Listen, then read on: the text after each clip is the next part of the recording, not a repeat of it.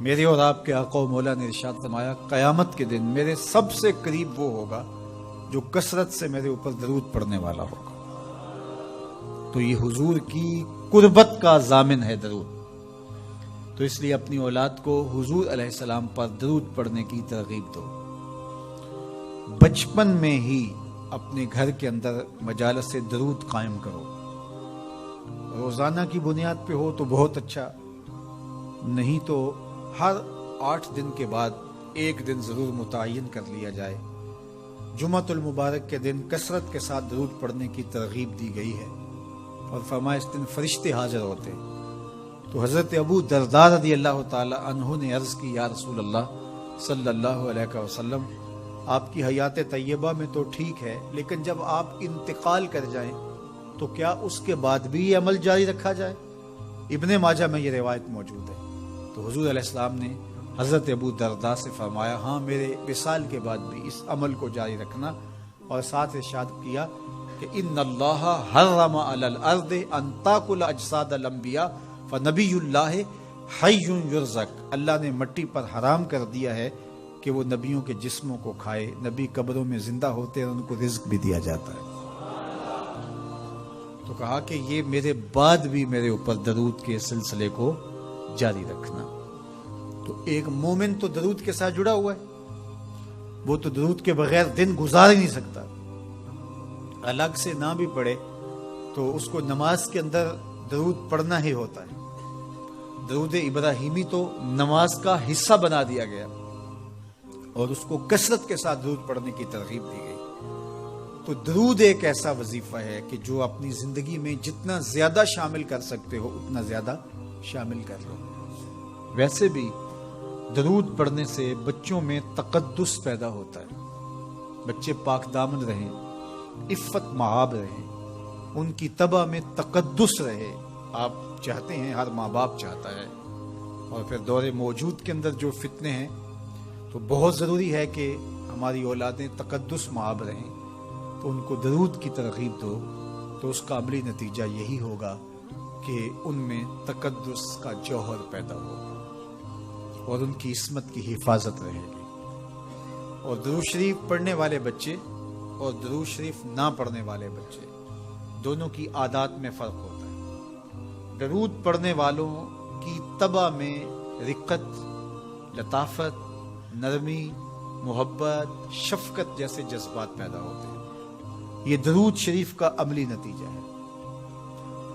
بعض لوگوں کو شکایت ہوتی ہے کہ ہمارے بچے بڑے اکھڑ ہیں، بڑے تند مزاج ہیں، بڑے سخت گیر ہیں. تو اس کا علاج کیا ہے؟ تو اس کا علاج یہی ہے کہ ان کو درود کی تسبیح دو.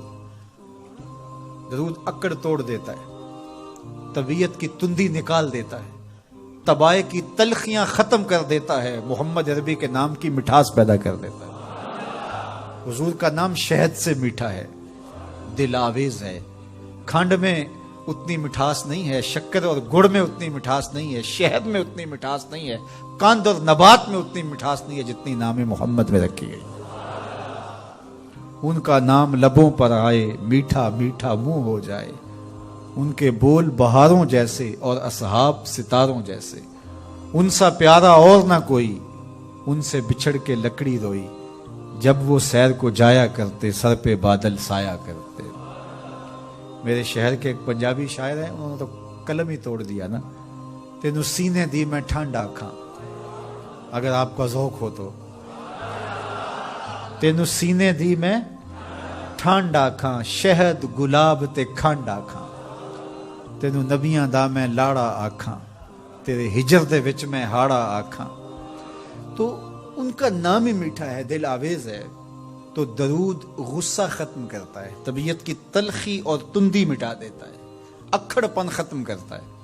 تو آپ اگر چاہیں کہ اولاد اکھڑ ہے تو ان کو کسی طرح درود پہ لے آئیں، درود کی تسبیح ان کے ہاتھ میں دے دیں. تو ان کی طبع میں نفاست بھی آئے گی، ان کی طبع میں لطافت بھی آئے گی، ان کی طبع میں رقت بھی آئے گی، ان کی طبع میں محبت بھی آئے گی، ان کی طبع کے اندر جو ہے وہ لیاقت بھی پیدا ہوگی. درود پڑھنے والا بچہ ذہنی استعداد میں درود نہ پڑھنے والے بچے سے بہتر ہوتا ہے.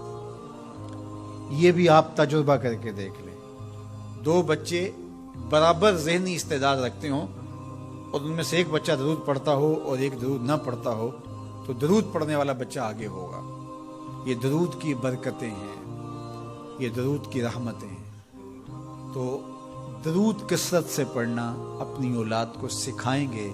ہفتہ روزہ آپ محافل کا گھر میں انعقاد کر لیجئے اور اس میں صرف درود ہی پڑھ لیجئے، تو انشاءاللہ اس سے آپ دیکھیں گے کہ اولاد کو اس کا فرق پڑتا ہے۔ یہ تربیت کا ایک آسان نسخہ ہے اور یہ وہ وظیفہ ہے جس سے تھکن نہیں ہوتی، یہ وہ وظیفہ ہے جس سے طبیعت میں تلخی نہیں آتی۔ کہتے ہیں وظیفہ میں نے پڑھا ہے تو وظیفہ پڑھتے پڑھتے میری طبیعت میں یہ ہو گیا ہے۔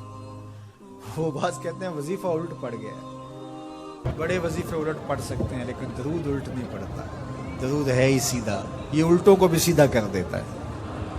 تو درود پڑھیں اور یہ منہ بھی میٹھا رکھے گا، یہ دل بھی ٹھنڈا رکھے گا، یہ دنیا بھی ٹھنڈی رکھے گا اور آخرت بھی ٹھنڈی کر دے گا۔ درود چراغ بھی ہے، درود کستوری بھی ہے،